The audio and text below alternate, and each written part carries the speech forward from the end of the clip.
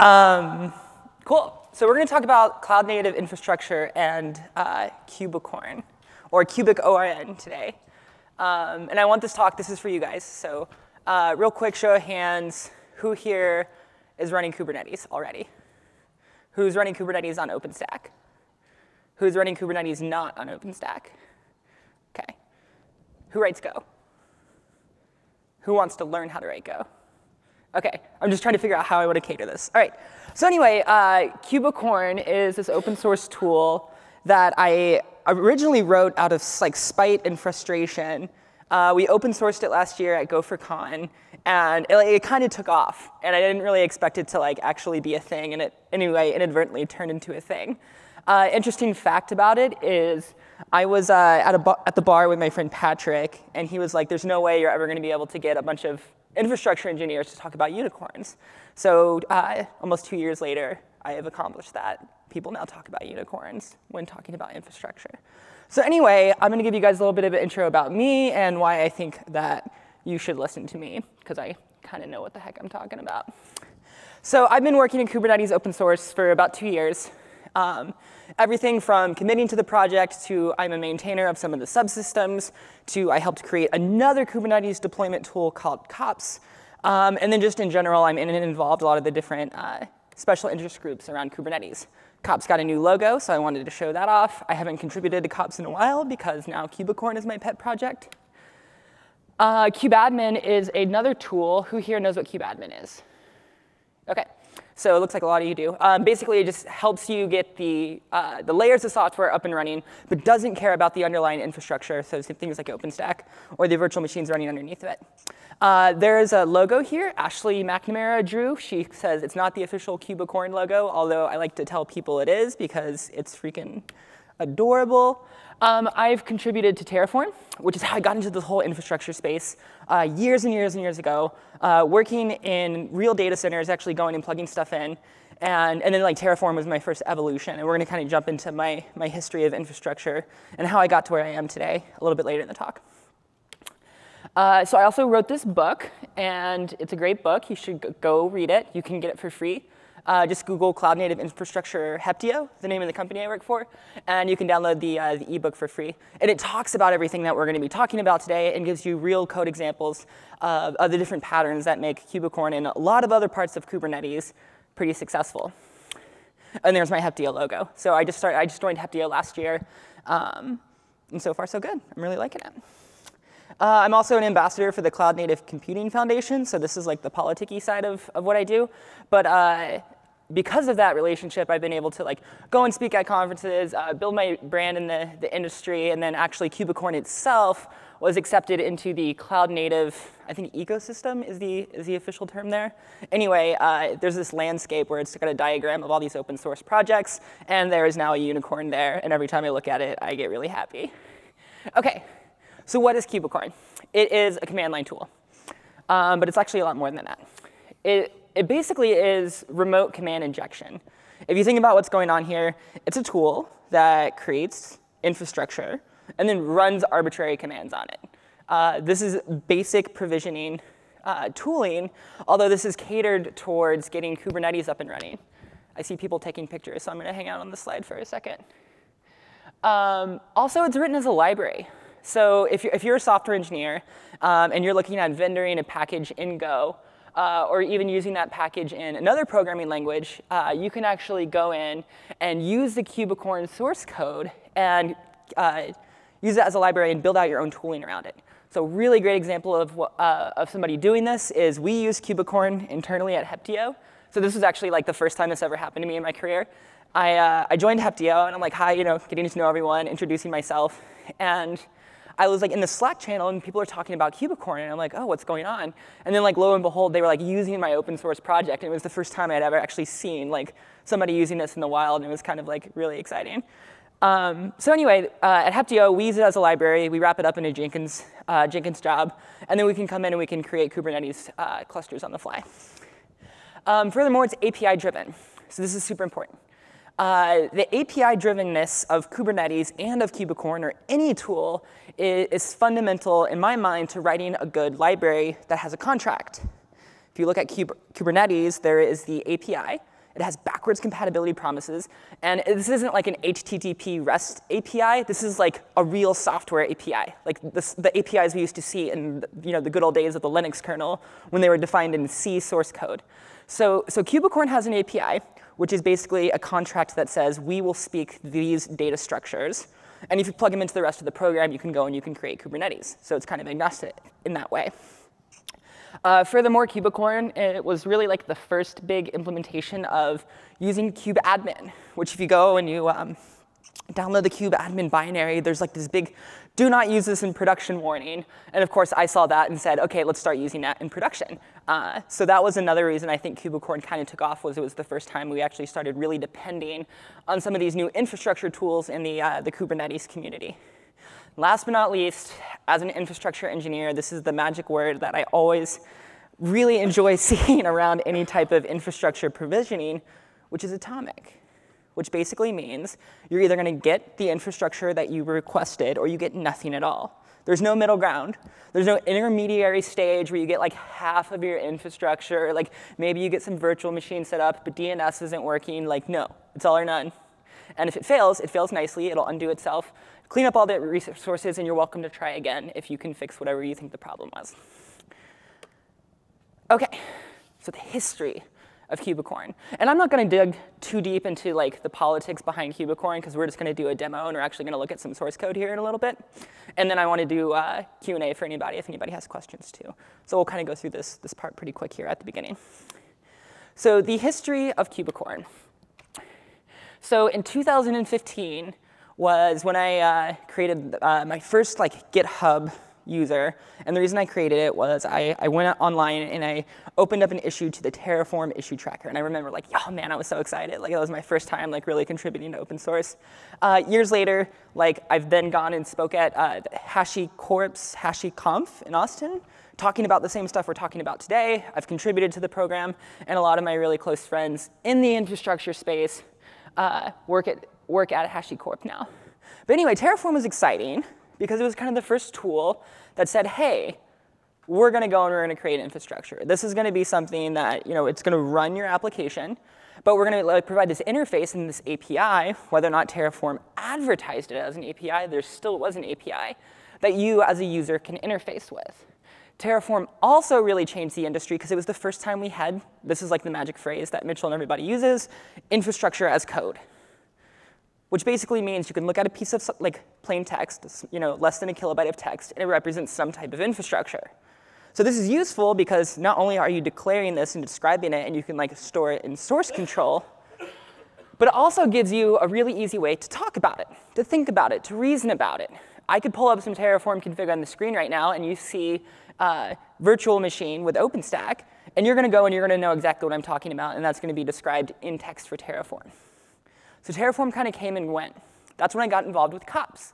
And if you go and you look at the kops source code, who here has used kops?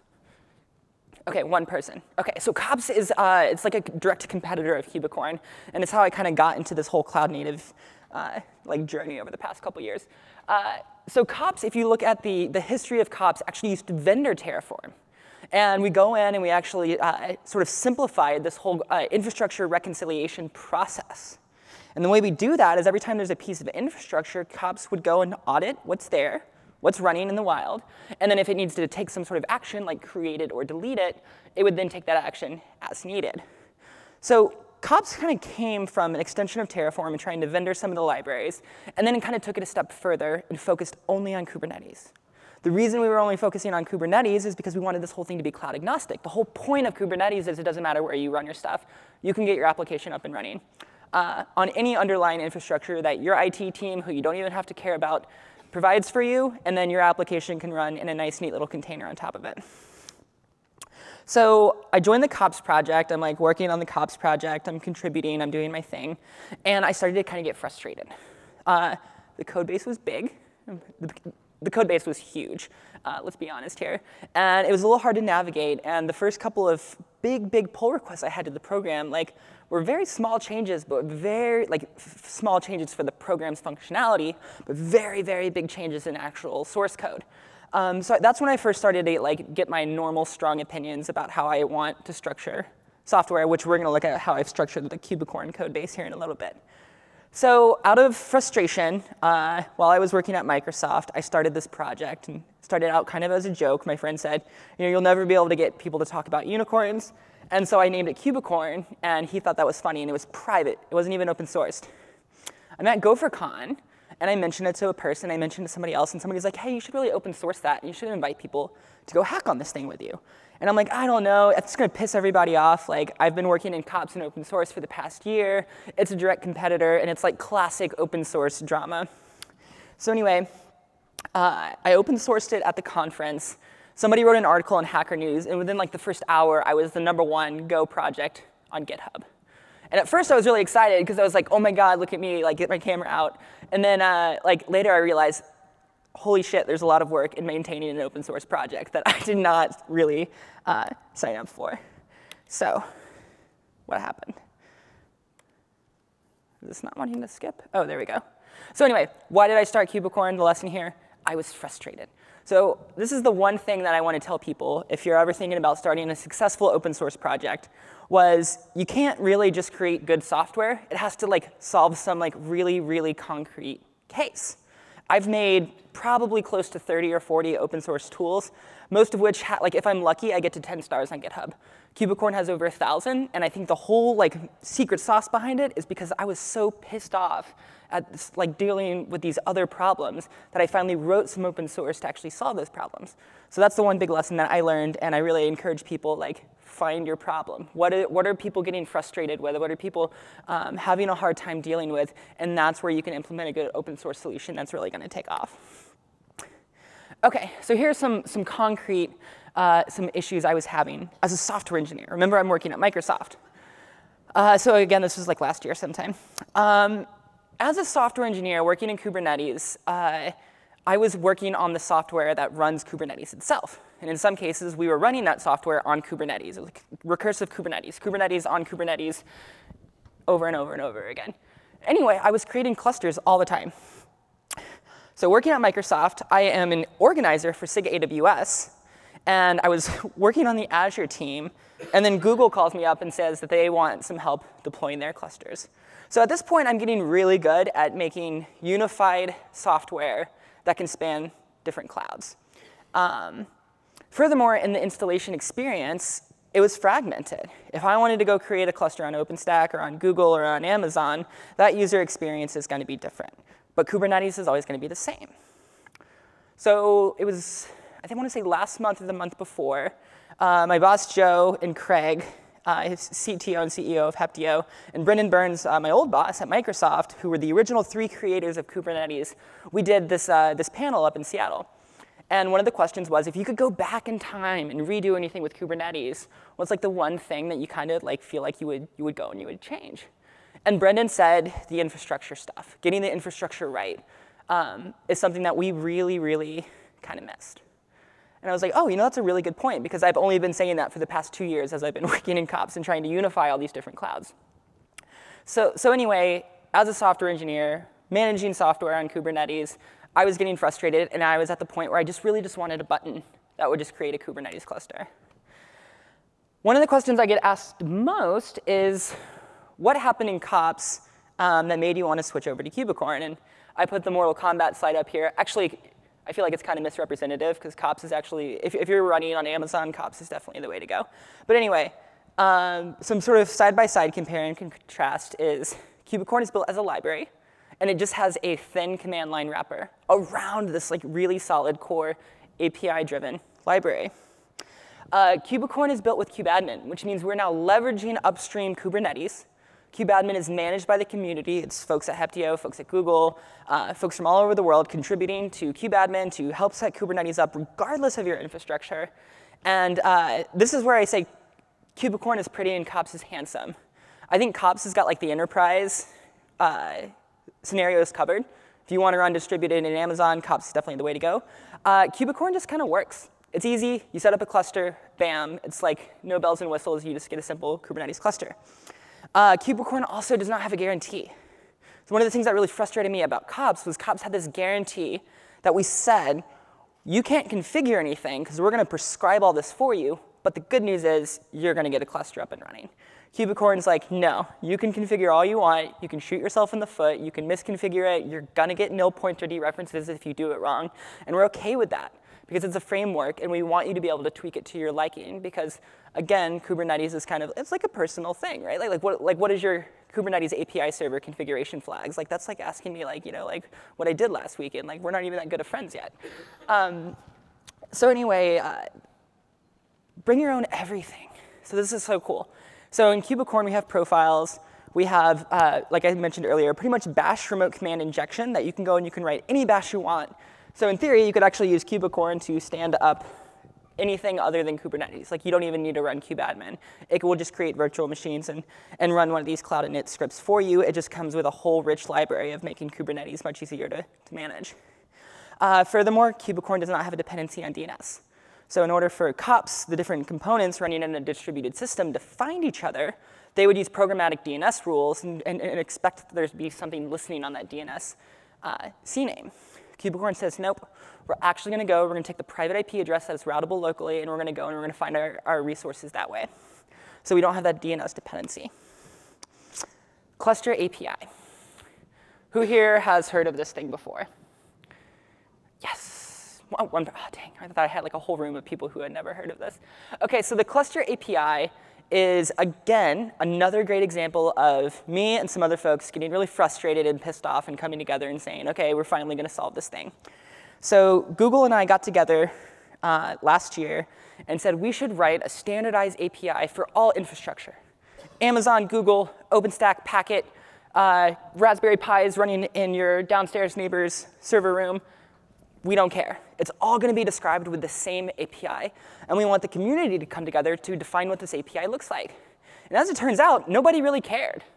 Nobody really had super strong opinions that were like, I swear, if you don't add this directive to the API, I'm going to like wave my arms really loudly in the air. Most people were like, no, please, just describe something. And if it becomes a problem, we'll come back and make it work. So there is an open source tool. I'll put a link up here in a second. That we're working on in open source Kubernetes right now called the Cluster API that will go in and actually describe infrastructure. And the reason this is relevant is when we're going to talk about the controllers that make this happen later. And we'll do a demo here in a few minutes. So that is the GitHub repository, github.com/kubernetessigs/cluster API. Feel free to go there, check it out.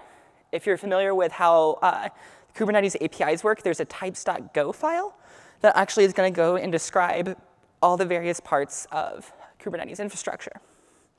So again, this is agreed upon by Upstream, whatever that means, however official it is, like me sitting in my basement on like Tuesday morning and being like, this is the official new cluster API, but I guess we're official because we're in an official Kubernetes repository. And we also have this controller concept. So this is new. COPS doesn't do this. Kubicorn just started doing this like last week. I really got this thing up and running, which we're going to look at an example on Amazon here in a second. But the controller does this sort of goal-seeking behavior that you see in Kubernetes proper.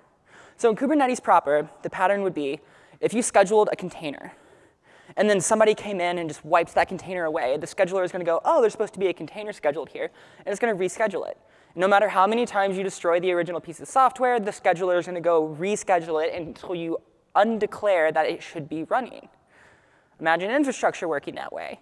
I would like a 10-node cluster. I would like a 1,000-node cluster. And then somebody comes into your console and starts deleting virtual machines. And there's software, not humans, that come back in and say, OK, people are deleting virtual machines. We need to reset these things back up and get our cluster back to this desired state. So that's what these controllers are doing in the Cluster API project. So it's declarative. You don't actually go and create a virtual machine. You say, I would like 4.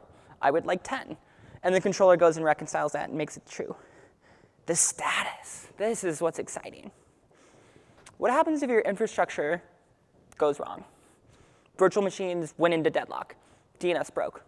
ARP poisoning. I mean, any of the normal things that you would expect to see in a production environment that could happen that could cause problems in your production infrastructure. Well, the controller is kind of, for lack of a better term, dumb. And all it does is it checks on the piece of infrastructure and says, does it look good? And if not, it reports an error. That's super valuable because no other piece of infrastructure reconciliation tooling until this day has actually done that. Something goes wrong when you're doing a Terraform apply. Terraform just backs out and says, sorry, not sorry, good luck dealing with whatever just happened. This is actually going to go and say, OK, you described a virtual machine, something went wrong, and here is a handy, convenient error message about what we think went wrong. So updating a status gives you like visibility into your infrastructure, which is basically giving you monitoring for free out of the box. The way that we handle our controller, like I mentioned earlier, is modeled off of Kubernetes proper. The same type of logic that you see with deployments and stateful sets in Kubernetes, we're now going to apply to infrastructure. Furthermore, we have Kubernetes-style auth. There's an entire team of people who aren't me, who are really good at security from Red Hat and Google and everybody else in Kubernetes, who go and manage this whole authentication and authorization problem for Kubernetes. We can now borrow that for our infrastructure. And then the controller pattern, which I described earlier, is going to be this pattern of auditing what's in the field, seeing what's there, and then actually going and taking action. OK, so who wants to see a demo? Yeah. OK, dope. Actually, wait, we're not supposed to say that word, rad. OK, so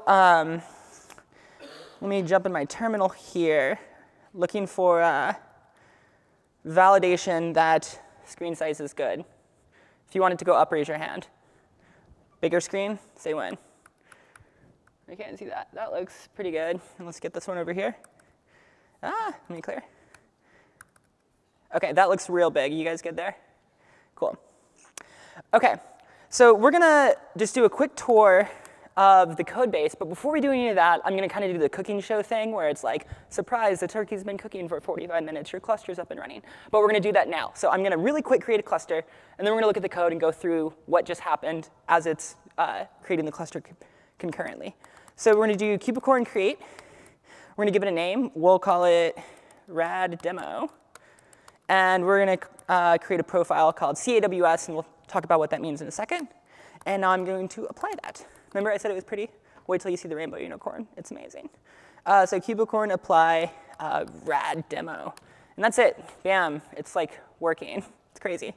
So anyway, if you do run Kubicorn without any arguments, you get, I wrote a Go rainbow package, like lolcat, but for Go. Like literally, there's a rainbow unicorn here. I'm not kidding. So feel free to go check out Kubicorn, run it. You'll get rainbow unicorns, which makes everybody happy. And it's one of my favorite command line tools for creating cloud native infrastructure. And now people, again, are looking at unicorns. So anyway, here on the left, let me scroll this over. We have all the different commands. Just like any command line program, it sort of like follows the same vernacular as like the base command, then a secondary command, and then there's tertiary commands that go into it. So the first two commands that we did earlier was create and then apply. Create creates a concept of something. Apply makes it so. That's it. That's all we did. So when we did a Kubicorn create, what actually happened behind the scenes is we created, remember it's called create, rad demo, the name of our cluster, is a directory here on my local file system. And in there, we have cluster.yaml. So we can pull this up in our favorite text editor, Emacs. And we can go in and we can actually see this is just a normal block of YAML that describes infrastructure. I'm not going to bore you guys by reading off YAML directives. But that's where you would go and you would describe things like, I would like this to run in a 10.0.0./12. Or I would like to call my cluster rad demo. Or I would like to use this SSH key to access my cluster. Or I would like this to run on a large instance, or a small instance, or a lot of small instances. And you can go and you can define all that declaratively in YAML. After you have that YAML saved, stick it in get, put it in S3. We don't really care. And then you can point Kubicorn back to it and say apply, which is what I ran over here on the left. And if we actually go through, we can see everything that Kubicorn has done. So we loaded everything into memory, and we started this mapping process. And this is where the infrastructure problem gets really hard. And it looks really simple here, because I wanted it to look simple. But if you actually go and look at the source code, there's a lot of graphing that goes into it. So if you go and you pull up Terraform, you're going to notice there's all these libraries called digraph, which is a directional graph, which says that you have different vertices. And those vertices are pointed to other vertices with these things called edges. And those vertices have a concept of direction. So this vertice might be connected to this one, but not the other way around. And that digraph is important because you have to reason about that at runtime to understand that, like, oh, I need to like create the server before I can point DNS to the server. Got it. So it does your dependency management for you. Kubicorn does not do that. We hard code everything. It's a flat map. Why? Because digraphs are hard. I started to write a digraph reasoning library in Go, and then like a month into it, I was like, no, there's got to be a different way. So let's take a look at some source code here. Ooh, you guys probably can't see this. And I have 15 minutes left, so we're doing OK on time. I want to go to View. I want to do Presentation Mode. Get out of that. And then I want to do Tool Windows Project. Awesome. So this is the Kubicorn repo. This is the master branch, by the way, so if you go get it today, you're going to see the same stuff that we're looking at here on the screen. So here on the left, we have all of our different cloud implementations. And each of these cloud implementations satisfy an interface, and that interface is called and doesn't really care about the cloud underneath, which is really, really beautiful. So if we pull up the OpenStack one here, we'll just use it because we're at OpenStack Summit. We can take a look at it. We have generic and we have OBH. And here in our model.go, we have this flat map. So first we create a key pair, then we create a network. And then for every pool, which a server pool is this sort of ambiguous structure of some group of virtual machines, we iterate through that and we create a subnet. We have a security group that pokes a hole in the firewall. Actually, I think this is mislabeled. I think this should actually just say firewall, because security group is Amazon specific, but it's just a comment, so it doesn't matter. But anyway, we create the concept of different firewalls for our servers. And then we actually go and we create an instance. And when we get done, we cache it in memory, and we return it. So as Kubicorn is reconciling this infrastructure, we know that we want to process the firewalls before we process the instances. So we don't have to do that reasoning in runtime. This was important. OK. So that's an example of how we would describe infrastructure. Furthermore, we have to map each of these pieces of infrastructure back to this original YAML. So remember earlier I did that create command and we pull up that YAML file? These are all described in these things called profiles. And all Kubicorn does is it takes a profile that's important to humans, and it goes and it maps it to this infrastructure that's important to the cloud. And it does that bridge for you. So in this case, we'll look at the one we just opened it up, which was controller Ubuntu. And this is it. This is where you can see everything. I'm going to run this in US West 2. I'm using home directory ssh idrsa.pub. The user is going to be Ubuntu. Here's my CIDR. And it's all declarative. I wrote this all in Go. So I can use this as a library. And you could come in and you could like write if statements to change this from a T2 extra large to something else. Or you could come in and add a new bootstrap script right here, which is something either on your local file system or on your remote file system. The bootstrap scripts are important. We'll get a little more into what that means a little bit later. But the point is this whole thing is configurable. So you create, why is my control K not working? You create one of these profiles, and then Kubicorn goes and maps it under the hood with this thing called the atomic reconciler. What does an atomic reconciler do? It reconciles things atomically. So it's going to loop over that graph in memory, or not the graph, but the flat map in memory that we talked about earlier. And if something goes wrong, we have this cleanup function. And guess what cleanup does? It just goes the other way in the loop. It undoes everything it did originally, so that we have this concept of an atomic creation. You can synthesize this, and we'll do it at the end of the demo if I get some time, by starting to create Kubernetes infrastructure halfway through, throwing SIGINT, and watching the program not crash, but gracefully recover and undo everything it just did. So that's the whole point of the reconciler. And then it just loops over the map, and it says, OK, we've just defined a virtual machine or a server pool or a firewall. Let's go and create that in our cloud. So using software to do the map, and using software to actually take action. Cloud native, right there, folks. OK, so this is an example. Again, we're running in Amazon, but the cloud doesn't really matter, of reconciling this infrastructure. So every time you see one of these little check marks over here, you know we've actually mutated something. Something changed. There was a change somewhere, and we're probably either getting charged for it or we're no longer getting charged for it. So we create a security group. We create security group rules. If you've worked in Amazon before, all this stuff is pretty straightforward. And then we get down here to the end, and it says wrote kubeconfig to usersnova.kubeconfig. And this is the controller part. And this is what is exciting. This is the cluster API live in action. So we created a cluster controller. It's called Kubicorn/controller with the latest tag.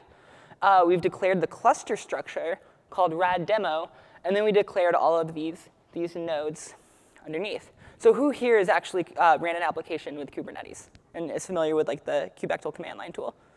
Okay, so the kubectl command line tool is just how you interact with the API server.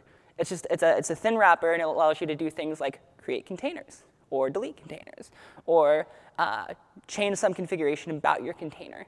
So if you're not familiar with it, I'm going to go kind of fast, but feel free to like throw a hand up if you want me to repeat any command. But what I want you to see is if we do kget no, which I'll explain what that command does. So k is short for kubectl. So if I actually did kubectl get nodes, it's the exact same command. So that was just shorthand for it. And that's going to describe all of the different nodes or pieces of infrastructure that Kubicorn has created for us. So Kubernetes is now up and running. I can access it using TLS encrypted certificate material that's now stored on my local file system. And that command line just uses that to authenticate each request with the API server that's now running in a cloud somewhere. And if I wanted to see what pods or containers were running, I could do my famous kgetpo or kubectl get pods command and actually see if something was running. So I could run a pod really quick. We do krun, we'll call it nginx, and we're going to run nginx. And if I run kgetpo now, poof, nginx container running on infrastructure in the cloud. So this is cool because everything's declarative in nature. But up until now, we haven't had declarative infrastructure. So I can delete this pod, and we can, oh, nginx not found. Did I spell it wrong? Oh, thank you.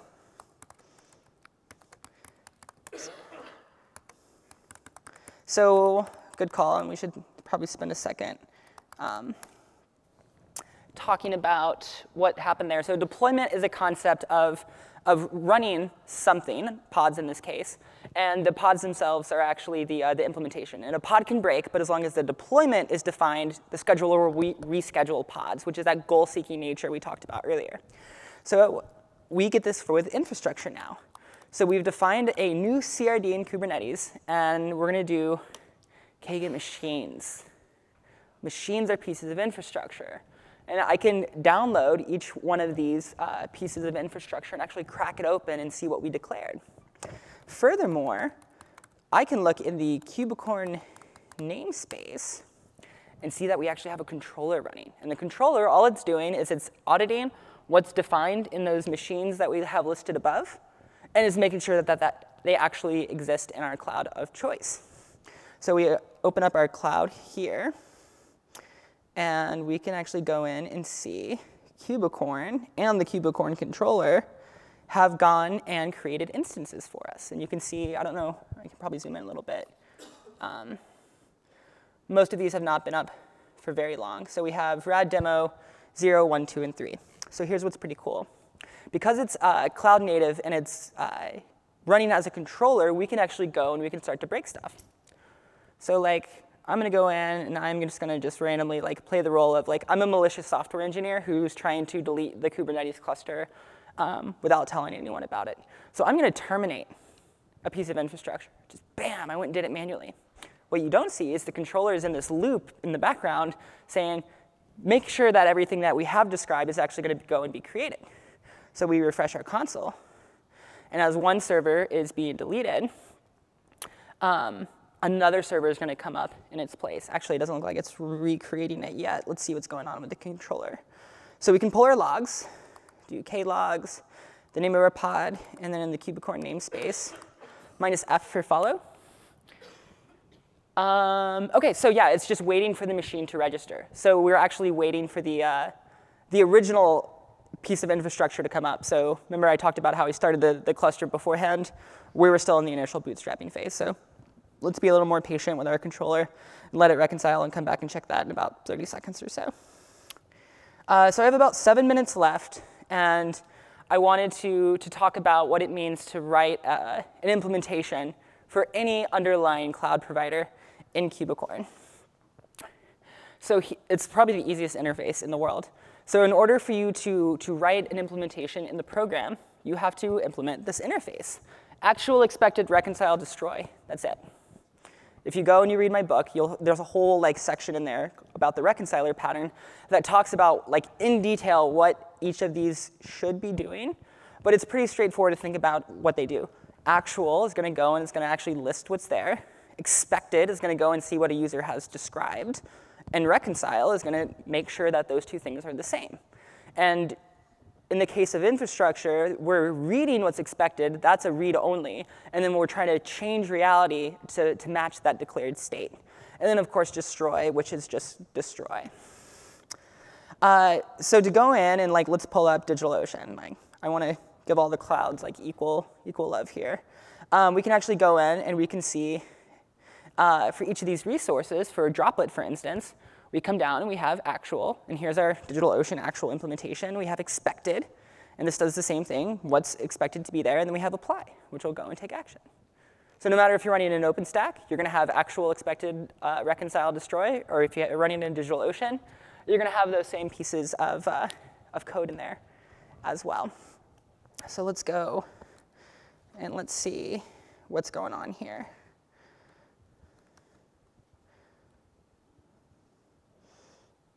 OK. So it's still waiting for node 3 to come up. I might have outsmarted my controller here. Instance state not running. I'm actually going to do some live debugging. State is terminated. Rad demo node 3 not found. Let's kgit po. Let's restart our controller. And then I also want to mention what the future of these controller is in upstream Kubernetes as well. So I am going to delete this pod.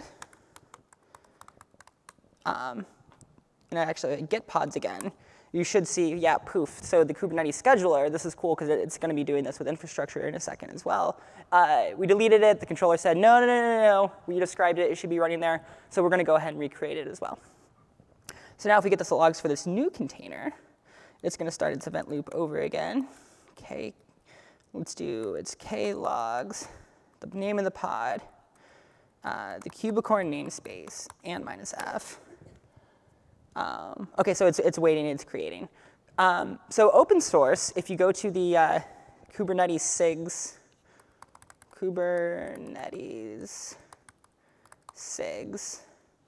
I spelled Kubernetes wrong. Repo, you can see that we're actually creating a new tool in open source called ClusterCuddle. All ClusterCuddle does is pretty much the exact same thing that Kubicorn does, but it's going to be community-driven. So myself, Justin Santa Barbara, a handful of other people who have been maintaining these bigger, well-known projects like Kubicorn, like Kops, like Kubeadmin, like Kubespray, have come together and said, hey, we're actually going to go and we're going to write tooling that the community can start using. And it's going to be like regular upstream Kubernetes where there's going to be cloud-specific bits. But the companies behind them or the driving force behind them can be responsible for maintaining those bits. And we're going to start to really focus on building a really rock-solid piece of common code that can be shared cross-cloud. So that's what's going on here in this new repository. In the Kubernetes ecosystem, we now have this new GitHub org called Kubernetes SIGs. And within the Kubernetes SIGs organization, you can now create any number of repositories that are managed by a Kubernetes special interest group. In this case, the cluster API is managed by the SIG cluster lifecycle special interest group. So let's go back here, see if we got some logs yet. Bam. OK, and this is going much faster now. OK, so this is what we want. I have 2 minutes left. Perfect timing. So we can go here, and we should be able to refresh and see. Yay, so we have 2 node 3s down here at the bottom. So one of them is running, the other one is terminated, and this will go a lot faster now that the controller is done with its initial bootstrapping phase. So we'll delete node 3 again, and this should be like really, really quick. Let's see. Bam, OK, so it's already recreated another one. Furthermore, we can actually describe a different node. So how we would do that is we would do kgit machine. Let's download this here. So we want to do kgit machine, the name of our machine, /oyaml, pipe that to our good old friend pbcopy, and let's just do new machine.yaml. Paste that in there. Oh, why did I do nano? I'm going to do Emacs. There we go. And let's just change our name. So let's change this from 3 to 4. Use the kubectl command line, -f, new machine.yaml, kget machines. So we have rad demo node 4. Come back here. And Kubernetes is auto-scaling. So whether you want to scale your cluster for CPU, for memory, maybe it's cheaper to do a lot of little servers instead of a few big servers, you can actually go and write pieces of software to update your machines for you. What's cool, though, is because if you look at the autoscaler and everything that exists in infrastructure right now, they dip their noses down into the underlying infrastructure-y bits of actually setting up your infrastructure. But you don't have to do that anymore because you're just declaring a number in a YAML file, and then the controller actually takes care of all the logic that's going to go and authenticate your cluster and talk to the API server and retry something if it fails, or maybe undo something if it fails, and can have all that noisy logic for you. So now we can start to write really, really lightweight pieces of software that go and update an API declaration and don't have to care about how that gets reconciled. So for my last trick, we're going to go and we're going to delete all. I got one in there. We're going to delete all the nodes. Bam. And then we want to pull up our terminal here, run our log command. Oop, that's not the log command. Where's our log command? There it is. OK. Connection refused. What happened? The controller was running on a node that was managing itself. 16 seconds left. Kubernetes is going to reschedule the controller on a different node. It's going to then recreate itself and rebuild itself as auto-healing infrastructure. So as we run kget pods again, we can actually watch our Kubernetes cluster rebuild itself. So the first thing it did is it rescheduled the pod on a node that was working. Cool. After that's working, the controller comes up and says, oh man, there was a catastrophic failure. I better go and start creating resources underneath.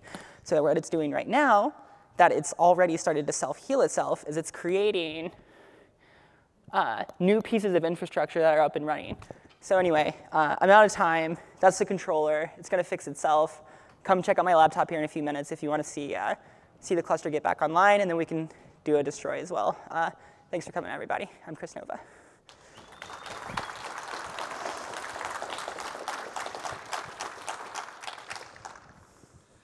Hi. First of all, thank you so much. It's good to see a developer talking, see the code. I don't see that often in most presentations. Cool. I'm a developer too, so it's always heartening for that. I have a question. If this sounds similar to me to Vagrant. I've used Vagrant to do different providers and launch up and all. There I can, many times we'll have to provision more than just Kubernetes, right? So do you have like some kind of an entry points to the Kubicorn to say this is what you do after you bring up something? Yep. So the question here was, what are the different various entry points for how you configure what is ran on a server after a server is deployed? Right. So if you go to github.com, and I don't know how much time we have here, so somebody kick me off stage whenever I'm out of time. Kubicorn/bootstrap is the name of the repo. So these are all pulled at runtime, and these are just basic cloud init scripts or bash scripts that can be run. Remember earlier I said there was remote command injection? These are the actual commands that we're describing. In this case, let's look at one for OpenStack. We can actually go and see it's just a simple bash script. And you can point this to a GitHub repo. You can point it to a shell script on your local file system. You can point it to an HTTP server, and actually will go and run those commands for you. So a lot of flexibility there with how you would get your infrastructure provisioned. OK. And the second question I have is, if I launch some in, let's say, GCE and some in DigitalOcean or something like that, right? Sure. How does the networking plumbing work? I mean, do you also take care of that? So are you asking about running one Kubernetes cluster that spans multiple clouds? Yeah. So there's a lot of reasons why folks are interested in this. Probably not the best idea to try to span that at once. The first problem you're going to run into is how do you configure the cloud provider? So that's a piece of software that talks to the cloud API behind the scenes. And if you're spanning multiple clouds, you're going to have to then manage 2 different cloud providers. And the Kubernetes code base kind of makes this assumption that there's only going to be one running.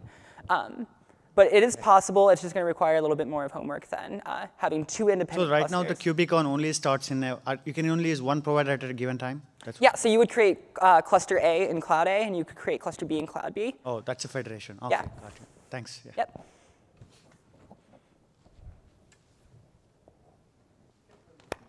OK. OK, so great question. So the question is, does Kubicorn support bare metal? So yes and no. If you look at an implementation as it needs to go and create infrastructure and then run some command on it, and that's all you really needed to do. In the case of bare metal, the two options would be like, virtualized bare metal, which would be like vCenter or OpenStack or something like that. But there still is a concept of a pool of infrastructure you can pull from.